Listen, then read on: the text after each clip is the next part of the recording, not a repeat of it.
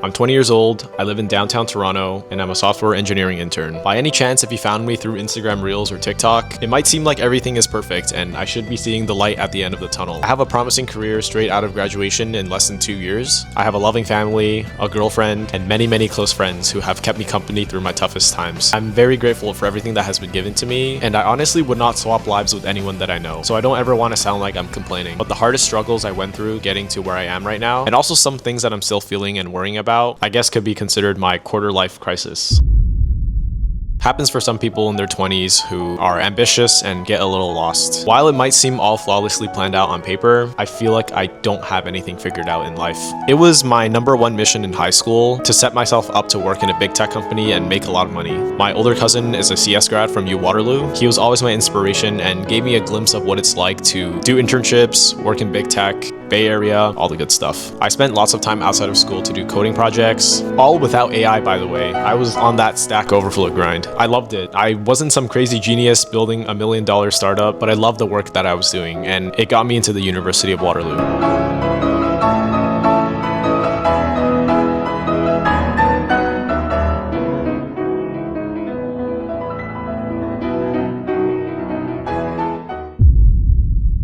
But somewhere along the way, I just stopped doing side projects, stopped going to hackathons, wasn't really interested in any school clubs related to coding anymore. In psychology, there's this concept called the over-justification effect, where extrinsic rewards can decrease someone's intrinsic motivation to do something. So what does that mean? If a kid really loves to draw, they'll take hours out of their day to do it for fun. But as soon as you give that kid candy for drawing, they'll start doing it for the reward of getting candy and not because they actually love drawing anymore. And they'll start to spend less and less time drawing if they don't get rewarded for it. This is really sad because I love coding, I love being an engineer, and in fact the last month has been the most peak experience of my career so far. That's the intrinsic motivation for me to keep going. But I look back at the whole process of applying to university in the first place, grinding for internships, and starting to worry about things like money. Those are the extrinsic rewards that eventually make everything feel like work and started to contribute to things like burning out, getting impatient and comparing myself to others, and overall just not really feeling alive. That was the start of my quarter-life crisis. The first few feelings of not really having anything figured out in life. Especially in those first 2 years of university, this constant feeling of always feeling one step behind of everyone. And maybe it doesn't even sound like a big deal. Maybe some people feel like I don't deserve to feel this way, which is actually exactly the case because someone commented that on my TikTok once. I only realized how deeply it affected me when I go back and look at some of the things I wrote to myself in my journal. I was fighting a losing battle with anxiety. I needed edibles every single weekend, and I was trying to keep up with everyone while falling apart slowly.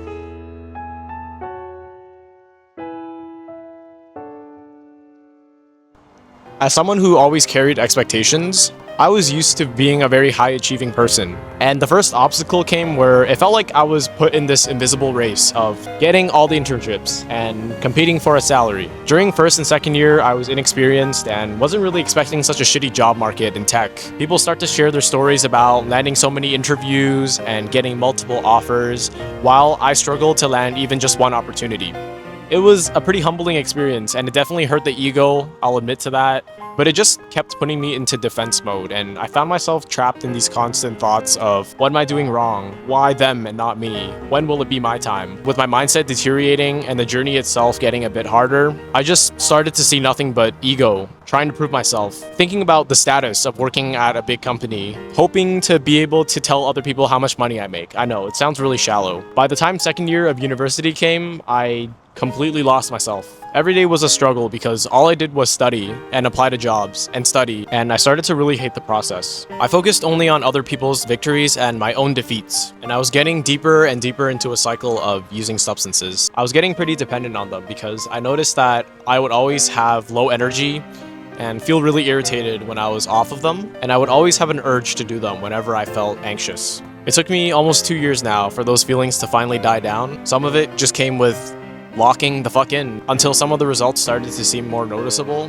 Being honest with myself and also telling some close people about things I was struggling with, insecurities, whatever. But more importantly, I had to adapt a completely different mindset of how I approach my career and figuring things out.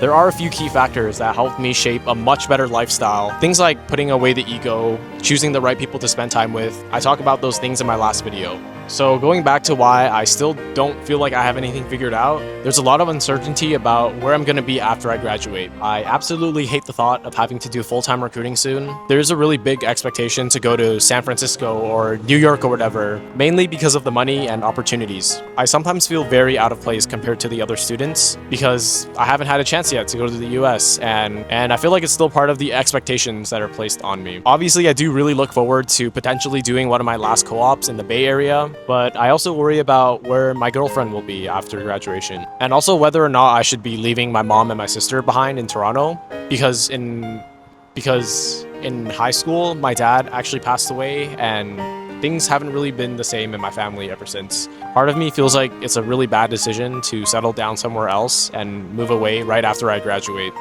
Canada, US, somewhere else in the world, I don't even know. I don't even have my next 2 internships lined up, let alone full-time recruiting. So there is a lot of uncertainty, but I don't always think it's a bad thing. I think living with uncertainty definitely makes you more resilient. And the same could be said for myself 2 years ago. I had no clue about where I would be right now.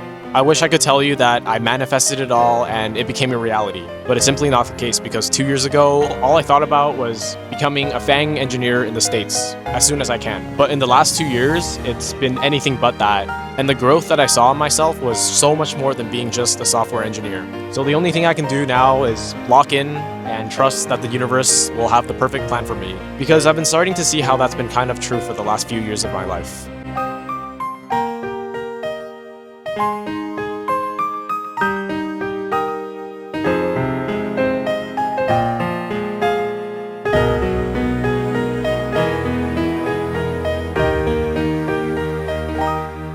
Despite being someone who discovered my so-called passion very early on in high school and starting to see some very early success now, I have many questions as well about the career path that I'm on. Being a software engineer at a large company is still technically a normal job. It's not that I think it's bad to have a 9-to-5 job, because I do love what I'm building and all the skills that I'm learning at work, but at the end of the day, I am building it for someone else. But I've always wondered what it's like to build something of my own and actually own all of my work. And there have been a few times in my childhood and in my teens where I saw this really early, young entrepreneurial spark. I watched so many Clash of Clans and Minecraft YouTubers as a kid, and it was a pretty crazy discovery when I found out that people actually made money off of that. So of course I dreamed of doing it and actually tried it myself 10 years ago, made a few videos, got like 50 views each, but I stopped doing it. Similarly, 5 years ago, when the pandemic first hit, I was spending probably like 20 minutes a day on schoolwork. So my mom made me start learning calculus and physics to prepare myself for the AP exams. Obviously, I listened to my mom. I'm not gonna say no to my mom. But I spent every other minute of the day working on this eBay store at the time. I found some old Pokemon cards, I sold them, and then I started buying out other people's collections. Some of them to keep for the hobby, I actually still have a collection to this day, but some of them to flip for an insane amount of value. And so for a whole summer, I was just buying shit online, meeting Kijiji and Facebook sellers, taking photos, making eBay listings, waiting for my phone to ping me with orders, packaging the cards and sending them off to the post office. I loved it so much. I felt like every single second of the day I was in flow state, just completely losing track of time. When I was doing math and physics, minutes felt like hours. But while running my e-commerce gig, hours felt like minutes. I was lucky too, because during the pandemic, it was like peak time for the Pokemon hobby. I got like 50 sales and almost 1,000 in revenue in the very first month. I was like 15 at the time. It was a ton of work though, and obviously I got very distracted. I had to lock in on my studies. I ended up completely failing those AP exams, by the way. I obviously don't regret trading the Pokemon eBay hobby for school because it's finally starting to pay off now, and it was the correct decision as a 15-year-old who was already pretty smart and getting into software engineering. It did, however, leave a lot of what-if questions. What if I actually doubled down and learned how to scale and turn it into a real business? What if I wasn't on the typical school to tech job track, and instead I built something that combined content creation and e-commerce? In this day and age, it is 100% possible. I think that's the part that stings the most about those early creative passions. They just felt right, and I usually consider those times of my life as the most fun I've ever had. That's the biggest reason why I've been trying to revive this YouTube channel this summer, and in general, chasing things that I actually love and own. So what now, right? Am I still crashing out, having a quarter-life crisis? Not really, to be honest. So you guys kind of got clickbaited. I think the worst part of my quarter-life crisis was just like the drug problem, feeling like I'll never be good enough and I'm shit and life is coming to an end. Right now is just dealing with so much uncertainty. I'm either gonna climb the corporate ladder for the next 40 years or switch careers a few times and start building something of my own. Both of which I have absolutely no idea how to do. The main thing that's been keeping me going and drowning out all the worries is just exploration. First is understanding what kind of mindset, what style of work, and what type of people just straight up burn me the fuck out and cutting that shit out of my life right away. The second is doubling down on hobbies that you enjoy so much to the point where you're able to tap into flow state every time you do it. And for other people, it just seems like hard work.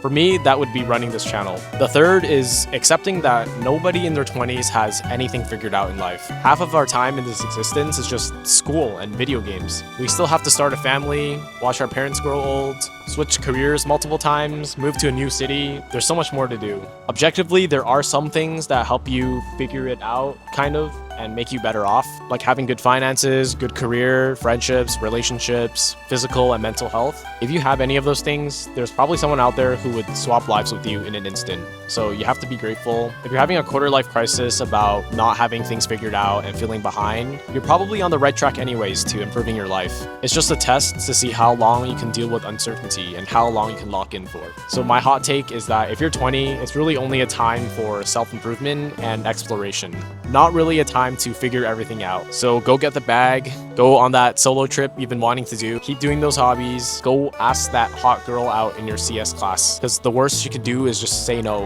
and block you and tell all her friends. You guys have been absolutely popping off my socials in the last 2 months. I promise you this is just the beginning. Go check out my 2 other videos where I get visibly rage baited, and I'll see you guys next time.